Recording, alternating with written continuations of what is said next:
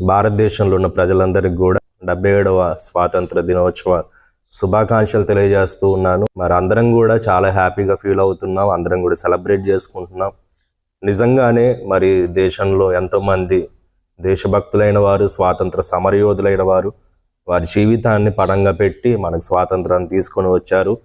మరి వారిని బట్టి కూడా మనం ఎంతగానో గర్వపడాలి. కూడా మనం ఎంతగానో సంతోషపడుతూ ఉన్నప్పటికీ ఈ సంతోషం ఒక్కరోజు మాత్రమే కాదు, కానీ ప్రతిరోజు కూడా మన దేశంలో ఉండాలనేసి మనస్ఫూర్తిగా కోరుకుంటున్నాను. మరి కొన్నిసార్లు మరి స్వాతంత్రం వచ్చింది అనే సంతోషం లేకుండా మరి దేశంలో జరుగుతున్న పరిస్థితులను బట్టి మనకు అనిపిస్తూ ఉన్నాయి. నిజంగానే ఈరోజు మరి ఒకరి పట్ల ఒకరికి ప్రేమ లేదు. అంటే ప్రాంతీయ భేదాలు వచ్చాయి, కుల భేదాలు వచ్చాయి, మతానికి మధ్యలో భేదాలు వచ్చాయి. ఈ విధంగా ఒకరికొకడు హాని చేసుకునే వారిగా, మరి అహంకార ధోరణితో ఒకరినొకడు అణిచివేయాలనే ఆలోచన కలిగిన వారిగా దేశంలో ఉన్న ప్రజలు కొంతమంది ఉన్నారు. కొంతమంది శాంతి భద్రతల కోసం, సమాధానం కోసం ఆలోచన చేసినప్పటికీ కొంతమంది గొడవలకు, అల్లర్లకు మరి తెరలేపే వారిగా ఉన్నారు. మీ స్వాతంత్రాన్ని శరీర క్రియలకు హేతువు చేసుకొనక మీరు ఒకని పట్ల ఒకడు లోబడే తత్వాన్ని కలిగి ఉండాలి. అంత మాత్రమే కాదు, నిన్ను వలె నీ పొరుగువాన్ని ప్రేమించినప్పుడు నిజమైన స్వాతంత్రాన్ని మనం అనుభవించగలము అనే మాట మరి బైబిల్ గ్రంథంలో రాయబడింది.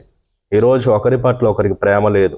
అంటే ఒకరికొకరు హాని చేసుకునే వారిగా, దాళ్ళు చేసుకునే వారిగా, మరి అణిచివేయాలి ఇతరులను అని స్వార్థపూరితమైన ఆలోచనలు కలిగి మేము మాత్రమే ఉండాలి దేశంలో అని మరి పోరాడుతున్న పరిస్థితులను బట్టి చివరికి శాంతి భద్రతలు కోల్పోవటం మాత్రమే కాదు, కానీ మరి దేశంలో మట్టి మాత్రమే మిగులుతుంది, కానీ మనుషులు ఎవరు కూడా మిగలరండి.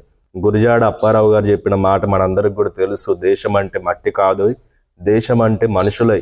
మరి మనుషులు ఎవరు కూడా మిగలకుండా అయ్యే పరిస్థితులు ఎందువలన కలుగుతున్నాయంటే నీ పొరుగువాన్ని నువ్వు ప్రేమించలేకపోవటమే. కాబట్టి ప్రేమించే తత్వాన్ని మనం అందరం కూడా కలిగి ఉండాలి. ఒకరి పట్ల ఒకరు గౌరవం కలిగి ఉండాలి. మరియు ఒకరికొకరు హాని చేసుకోకుండా ముందుకు వెళ్ళినట్లయితే దేశం మరింత ప్రగతిలోనికి, మరింత అభివృద్ధిలోనికి చేరుతుంది అని చెప్పడం ఎలాంటి సందేహం కూడా లేదండి. వ్యభిచారం చేయటము ఇతరులకు హాని చేయటమే, దొంగతనాలు చేయటము ఇతరులకు హాని చేయటమే, మరి నరహత్యలు చేయటము ఇతరులకు హాని చేయటమే, అత్యాచారాలు చేయటము ఇతరులకు హాని చేయటమే. ఈ విధంగా చూసుకుంటూ పోతే మరి ఇతరులకు హాని చేసే పనులు ఇంకా చాలా ఉన్నాయి. కాబట్టి ఈ విషయాలను బట్టి మనం అర్థం చేసుకోవాలి. నీ పొరుగువాన్ని నువ్వు ప్రేమించినట్లయితే ఇలాంటి పనులు ఏవి కూడా నువ్వు చెయ్యవు. యేసుక్రీస్తు ప్రభువారు మానవుని యొక్క పాపపు జీవితం నుంచి, పాపపు బానిసత్వం నుంచి ఆయన స్వతంత్రం ఇవ్వటానికి భూమి మీదకి వచ్చాడు. అందరి మీద ప్రేమను చూపించాడు. ఆ ప్రేమతో అందరి కొరకు మరణించాడు.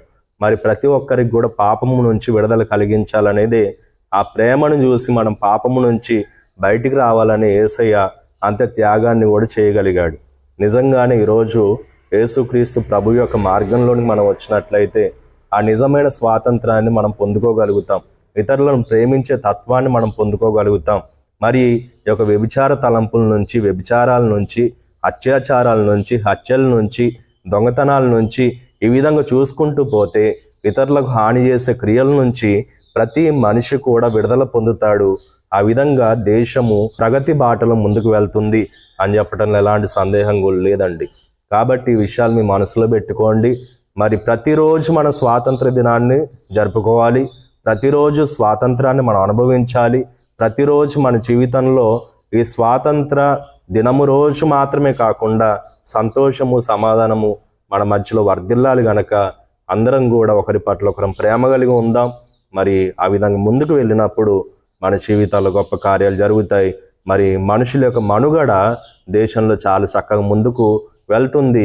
కానీ ఇతరులకు హాని చేసేవారిగా మనకు మనమే గొడవలు పెట్టుకొని, మరి మనకు మనమే ఖర్చుకొని భక్షించే వారిగా ఉంటే కేవలం మట్టి మాత్రమే మిగులుతుంది దేశంలో.